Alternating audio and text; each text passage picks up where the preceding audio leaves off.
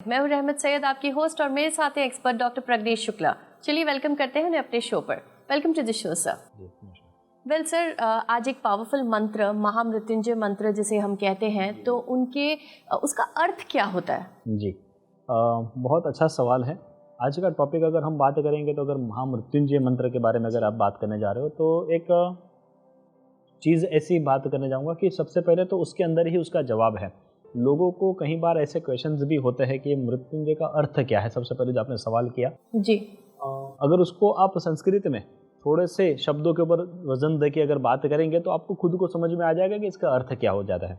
सबसे पहले तो महा यानी कि सबसे बड़ा, श्रेष्ठ, महान, महामृत्युंजय, मृत्यु के ऊपर जिसका विजय है उसका मंत्र है, इसीलिए मृत्युंजय। समझ गए? तो ये संस्कृत से शब्द है, तो जिससे हमें पता चल जाता है कि किसका विजय है, तो इसको कहते हैं भगवान शिव का। अर्थ है कि भगवान शिव जो है, ना ही उसका कभी जन्म हुआ है, ना ही कभी उनका मृत्यु है। समझ गए? वो चिरंजीवी है, वो अविनाशी है, उनका ना ही कभी नाश है। और मृत्यु के ऊपर सबसे बड़ा जिसका विजय है वो भगवान शिव है। भगवान शिव की ऐसी कथा है कई सारी जिसमें कहा गया है कि जैसे भगवान परमात्मा शिव जैसे एक तत्व है, वो तत्व की बात कही गई है, वो तत्व के द्वारा और उनके लिए किए गए हुए, यानी कहेंगे कि उसके कोई भी एक देवी देवता जो है, तो सभी देवी और देवताओं के अलग अलग मंत्र है, अलग अलग चीज़ें हैं। इनके भी खुद के मंत्र अलग है, बट ये जो मंत्र है उसको रिलेटेड किया गया है भगवान शिव के लिए। समझ गए? भगवान शिव की आराधना और भगवान शिव की भक्ति को प्रसन्नता की प्राप्ति के लिए, और हमारे जीवन में अगर कोई ऐसी चीज़ें हैं जो हमें चाहिए, या जो जीवन में कोई ऐसी प्रॉब्लम्स है जिसके द्वारा अगर हम उसको सॉर्ट करना चाहते हैं, चीज़ों को अगर उसको निवारण करना चाहते हैं, तो वे भगवान का सबसे बड़ा मंत्र है। तो इसका जो अर्थ होता है रहमत जी, वो वही चीज़ है कि भगवान महामृत्युंजय यानी कि परमात्मा है, जिसको हम श्रेष्ठ कहते हैं, देवादिदेव, इसके लिए हम उसको महादेव कहते हैं।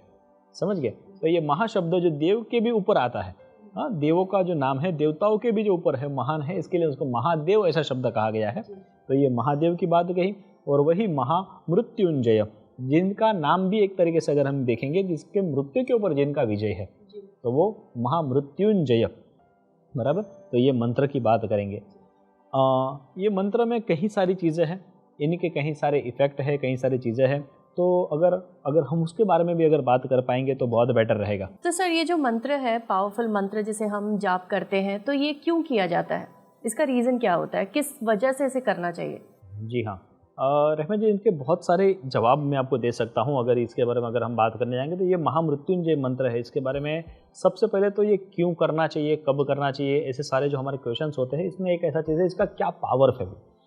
सबसे पहले महामृत्युंजय जो मंत्र है वो अगर मैं कहने जाऊँगा तो त्र्यंबकम यजामहे सुगंधिम पुष्टिवर्धनम उर्वारुकमिव बंधना मृत्युर्मुक्षी यमामृतात, ये मंत्र है, बराबर। दूसरा एक श्लोक भी दिया गया है पुराण के अंदर, मृत्युंजय महादेव त्राहिमाम शरणागत जन्म मृत्यु जरा व्याधि पीड़ितम कर्मबंधने ही। ये दोनों मंत्र है, ये पावरफुल। अगर हम देखेंगे तो सबसे पहले अगर हम हमारी बात करें एपिसोड में, अगर मैं थोड़ी सी अगर बाहर की चीज़ की बात करूं, तो ये मंत्रों का कहीं ना कहीं ओराज होते हैं।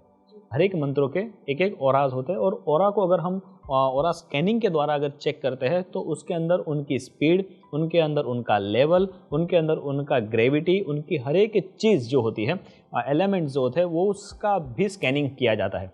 जी हाँ, हमारे साइंस लैब के अंदर ये मंत्रों को अगर जब हम बोलते हैं अंदर से, तो मंत्रों को आप कहाँ से बोल पाते हो। मंत्र जब बोलना होता है ना, तभी एक शास्त्र में ऐसा कहा गया है कि आपकी पेट की जो नाभि है, वो नाभि द्वारा मंत्रों का उच्चारण होता है।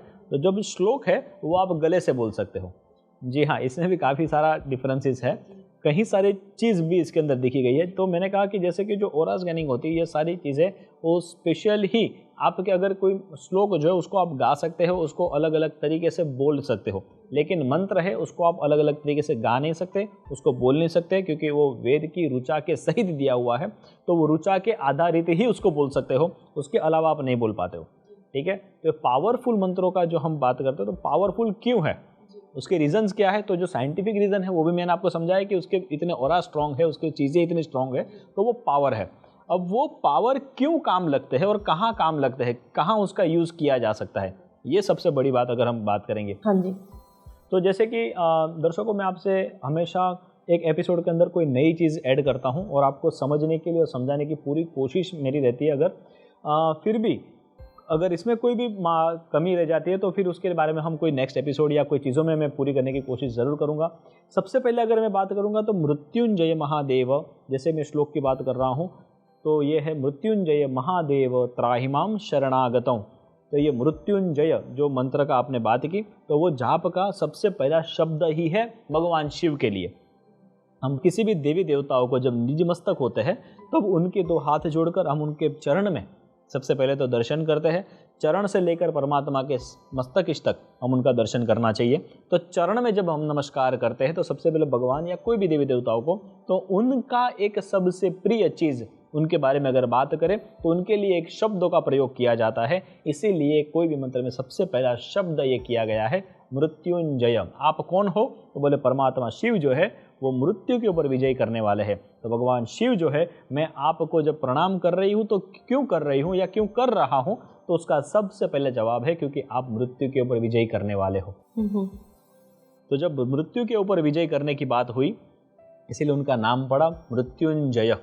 मृत्युंजय महादेव, जैसे दूसरा शब्द हमने कहा कि जो देवों के देव है, हाँ, देवों के भी आदि देवता है, जो देव भी जो सारे हैं, देवता भी जो सारे हैं, जो उनकी प्रतिक्रिया करते हैं, उनका नाम लेते हैं, उनका जाप करते हैं या उनके साथ बसे हुए हैं, तो ये मृत्युंजय महादेव, महादेव की एक पदवी दी गई है उनको, एक स्टेज दिया गया है, बराबर। एक नाम नहीं है उनका, लेकिन उनका एक पद है, तो वो पद का नाम अलग अलग तरीके से संबोधित किया जाता है। तो ये मृत्युंजय भी एक पद का नाम दिया गया उनको, क्योंकि उनका कभी ना ही नाश हुआ है, ना ही कभी विनाश हुआ है, ना ही कभी उनका जन्म हुआ है।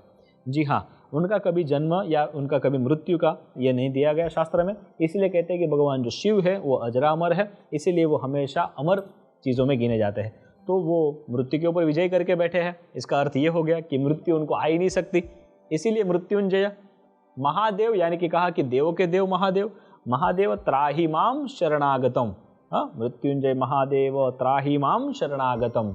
ये कब शब्द आया जो आप पूछने जा रहे थे कि भाई ये क्यों किया जाए, इसके इतना पावरफुल है तो इसका अर्थ कहाँ पर होता है? जी बिल्कुल। मृत्युंजय महादेव त्राहिमाम शरणागतम। हाँ, जब कोई इंसान अपने जीवन में हर तरीके से, जैसे कि मैं ये नहीं कहूँगा कोई एक पद्धति से या कोई एक चीज़ों से इंसान जब परेशान होता है, लेकिन इंसान जब कहीं सारे परेशानियों में जब चलता रहता है तब ये शब्द आता है त्राहिमाम शरणागतम। त्राहिमाम, त्राहिमाम का अर्थ ये होता है कि हम हर तरीके से अब कंटाल चुके हैं। हाँ, अभी हमें जीने के लिए कोई इच्छा नहीं है। जब हमें कोई ऐसी परिस्थिति आ जाती है जब ऐसा लगता है कि हम हेल्पलेस हो गए हैं, हमें किसी का सहारा नहीं है, हम अकेले पड़ गए हैं, तो ये जैसा दुख होता है, तो ये दुख में से हम भगवान शिव को जब याद करें तो इसका अर्थ ये होता है त्राहिमाम शरणागतम। हाँ, जब मैं इतना त्राहिमाम हो गया हूँ, हर चीज़ से कंटाल गया हूँ, तो शरणागतम, मैं आपके शरण में आया हूँ या मैं आना चाहता हूँ। जन्म मृत्यु जरा व्याधि, जन्म और मृत्यु, बराबर। सबसे पहले की चीज़ है जन्म और दूसरी चीज़ है मृत्यु। जब से हमारा जन्म होता है और जब तक हमारा मृत्यु होती है, उसके बीच में जितनी भी प्रॉब्लम्स, जितने भी व्याधि, जितने भी तकलीफ है, उसको कहते हैं जरा। ओके। जन्म मृत्यु जरा व्याधि।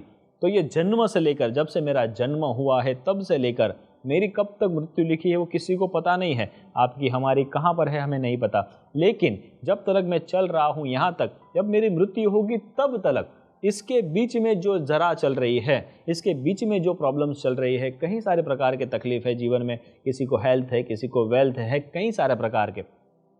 जन्म मृत्यु जरा व्याधि, हाँ, ये व्याधि जो ऐसे प्रकार की है उसमें से भी हमें भगवान शिव जो है वो बाहर निकाल सके, इसीलिए कहा गया है जरा व्याधि। और एंड में जो लिखा गया है पीड़ितम कर्म बंधने ही, क्या लिखा गया है?